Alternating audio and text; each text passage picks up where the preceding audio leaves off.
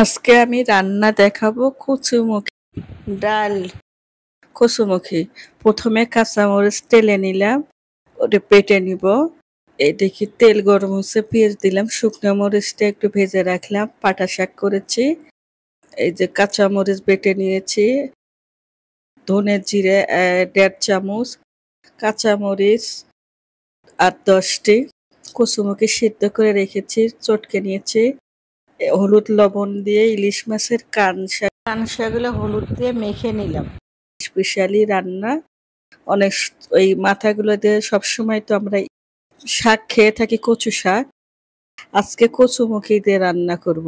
দেখুন আমি কি কি উপকরণ মশলা লাগবে: কাঁচামরিচ 8-10টি, রসুন বাটা 2 চামচ, 1.5 চামচ, আদা বাটা 1/2 চামচ, ধনে জিরে 1.5 চামচ। পেঁয়াজগুলো আমার ব্রাউন কালার, হালকা ব্রাউন কালার হয়েছে, বেশি ভাজবো না। এখন হলুদ দিব 1 চামচ, লবণ স্বাদ মতো, কালার আসার জন্য 1/2 চামচ গুঁড়া মরিচ দেবো, দিলেও হবে না দিলেও চলবে, আপনার ইচ্ছা। কালার আসার জন্য একটু 1/2 চামচ মরিচ গুঁড়া দিলাম, একটু 1/2 চামচের একটু বেশি। এটা ঝাল হবে না, আর আপনারা ঝাল বুঝে দিবেন। দেখে মনে হয় যে অনেক ঝাল, আসলে না। মশলাগুলো কষায় নিচ্ছি সুন্দরভাবে। কষানো হয়ে গেলে এখন আমি তার মধ্যে খালি মাথায় না 3-4 টুকরা আমি মাছের টুকরাও দিয়েছি, শুধু কাটা কাটা কাটা হলে ভালো লাগবে না। আর এগুলো আমি ভেঙে দেব না, কাটা খেতে ভালো লাগে না। এরকম গোটা গোটাই থাকবে মাছগুলো, মাথা কানসা 3-4 টুকরা মাছের টুকরা দিয়েছি। এভাবে রান্না করে খেয়ে দেখবেন, অনেক ভালো লাগে। আর যারা জানেন তারা তো জানেন, উত্তরবঙ্গের লোকেরা এই কচুর ডালটা খায়। শুধু ইলিশ মাছের টুকরা দিয়েও রান্না করা যায়, মাথা দিয়েও করা যায়, স্পেশালি চিংড়ি মাছ, বিভিন্ন মাছ দিয়ে খাওয়া যায়। কাঁচা গন্ধ করে ঢাকে রাখছিলাম, এখন ঢাকনাটা উঠায় নিলাম। মাছগুলো আমার কষানো হয়েছে, আমি ভেঙে ফেলবো না। মাছগুলো সব তুলে নিব, নিয়ে বাকি মশলাগুলোর মধ্যে কচুমুখী যে সেদ্ধ করে রেখেছিলাম ওগুলো ঢেলে দিব। সব মাছে একে একে তুলে নিব। আর হ্যাঁ, গরম পানি অবশ্যই রাখবেন। আলুর ডাল করেন, কচুমুখী করেন, ডাল রান্না করে গরম পানি দিলে তরকারিটা খুব ভালো লাগে। কচুমুখীগুলো আমি ঢেলে দিলাম। 1 কেজি কচুমুখী নিয়েছিলাম। আমার এই কচুমুখীটা খুব, ডালটা খেতে খুব ভালো লাগে।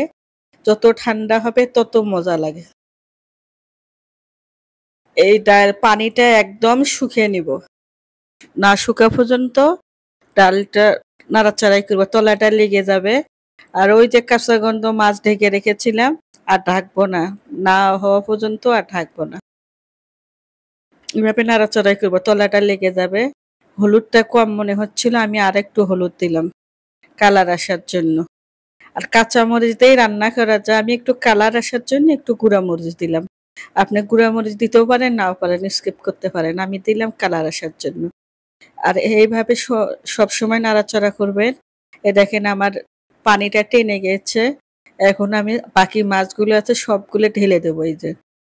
আর গরম পানি দেওয়ার চেষ্টা করবেন, গরম পানি দিলে তরকারিটা সুন্দর হবে।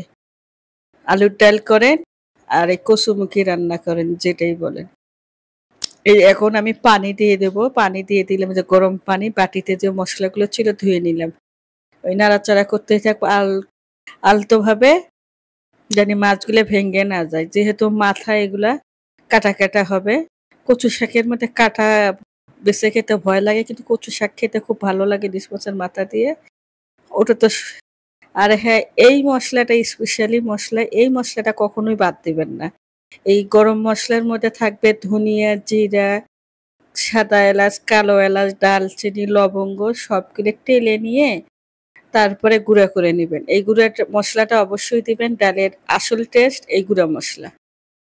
আমার রান্না প্রায় হয়ে আসছে, আর কিছুক্ষণ রাখবো,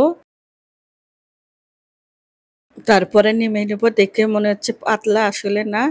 এটা বেশি ভারীও ভালো লাগে না, পাতলাও ভালো লাগে না। ঠান্ডা হয়ে গেলে আর একটু ভারী হয়ে যাবে। আমার রান্না সম্পূর্ণ হয়ে গেছে, এখন আমি পরিবেশন করে নিচ্ছি। আমি দুপুরের মেনু ছিল পাটা শাক, একটা শুকনো মরিচ ভেজে নিয়েছি আর ইলিশ মাছ। আজকে এই পর্যন্ত, সবাই ভালো থাকবেন। আল্লাহ হাফেজ। আসসালামু আলাইকুম। সবাই সবার পাশে থাকবেন আর আমার রান্নাটা কেমন হলো অবশ্যই কমেন্ট করে জানাবেন।